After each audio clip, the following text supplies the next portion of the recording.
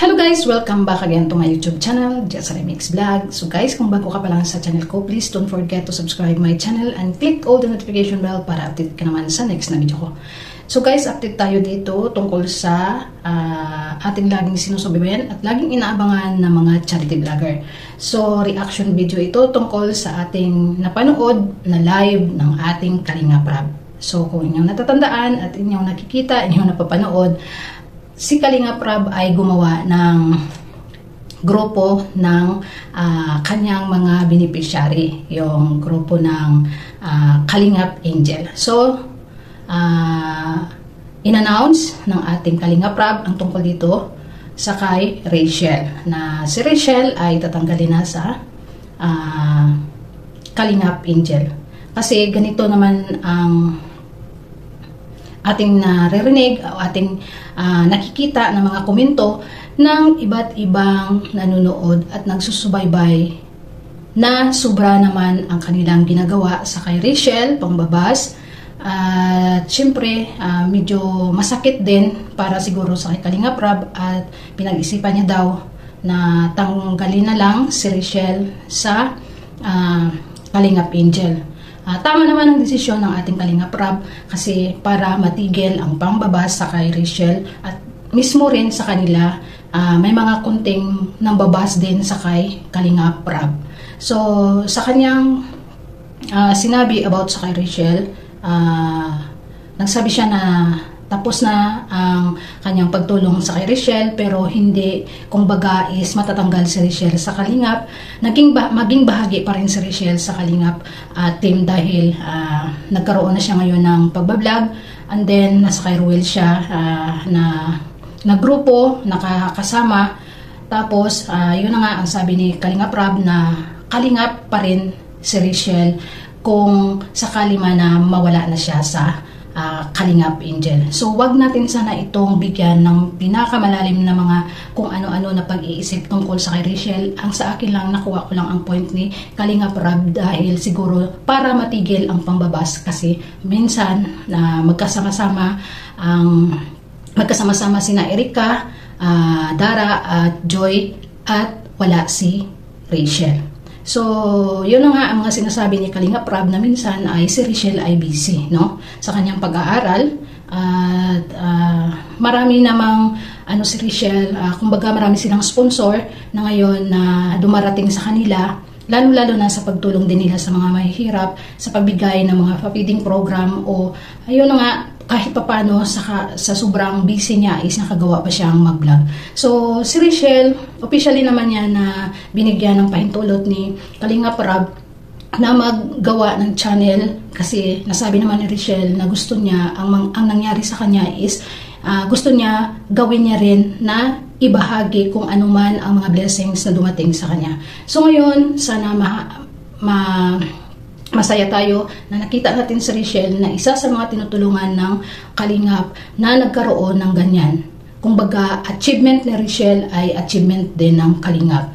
Kumbaga, nakasabi si Kalinga Prab kung ano man ang mga kagandahang nagaganap sa buhay ni Rachel ay kanila yan ikakasaya or nagiging achievement din nila dahil si Rachel nanggaling sa kanila na tinulungan nila na ngayon ay nakatayo na ng kanilang sarili na ang kanyang pamilya.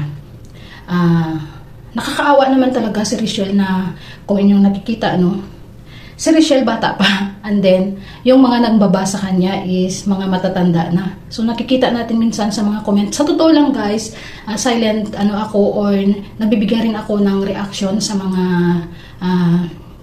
nakalipas na mga buwan, kaso lang sa medyong busy tayo ngayon dito ay hindi ko na nagawa na tuloy-tuloy na maggawa ng reaction.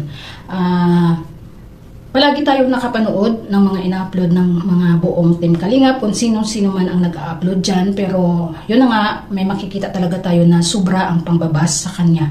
So nasasaktan din ang nakatulong sa kanya na yun na nga napag-isipan ni Kalinga Prab na ihinto na lang si Rachel sa pagsama sa Kalingap Angel para matigil. Kasi maraming nagtatanong na ganito ganyan, and then kung doon naman sa kay Rachel, mayroon naman nagtatanungan tungkol sa Kalinga Prab. So kumbaga iwas na lang. So sa sinabi ni Kalinga Prab na sa kanyang live na sana na-announce niya na si Richelle, itigil na sa Kalingap Angel, sana matigil na rin ang pangbabas sa kay Richelle. Sa totoo lang, naawa si Kalingap Rab, sasabi niya na sa baser lang si Richelle ay nakikita natin nakakaawa talaga dahil sa mga sinapit niya na yun na nga yung mga sinasabi ng ibang tao na hindi maganda. Bata pa naman si Richelle, pinag-ano lang yan ni Richelle kasi parang nagiging matured siya sa pag-iisip dahil nga yun sa iniisip niya yung pamilya niya.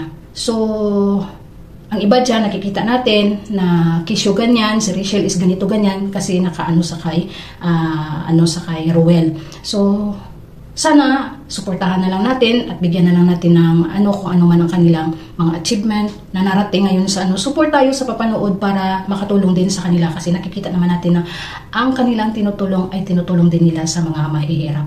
Sana maunawaan ng iba dyan o itigil na nga itigil na nga nila yung salita sa kay Richelle ng hindi maganda. Nakikita naman natin kung ano ang mga ginagawa nila na kung ano man ang kanilang nakakamit ngayon ay gusto nilang ibalik din sa iba. So sana unawain natin, tulungan natin sila na suportahan pa rin kung ano man ang So maganda naman doon ang paliwanag ni Kalingap Rab sa kanyang live na para matigil or kung hindi ang pagtanggal niya kay Richelle sa Kalingap Angel ay hindi patunay na si Richelle ay wala na sa Kalingap.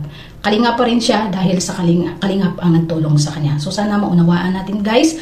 At huwag natin sobrang ibabas si Richelle kasi bata pa yun. Instead na natin siya, itulungan natin siya na iangat, lalo pa natin siyang dinadown. Sa sitwasyon niya ngayon, nakikita naman natin na nakakaawa lang na ganun ang mangyayari sa kanya. So sana maunawaan natin ang mga sinasabi ni Kalingap Rab sa kanyang live.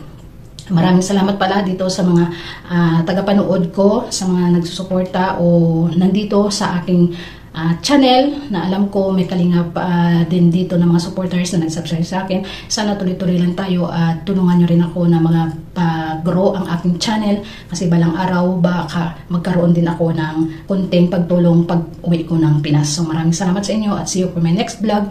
Please don't forget to subscribe to all the charity vlogger na may magandang pagtulong sa kapwa at huwag nyo na rin kalimutan i-subscribe ang aking channel. Bye-bye, ingat and God bless. Happy lang.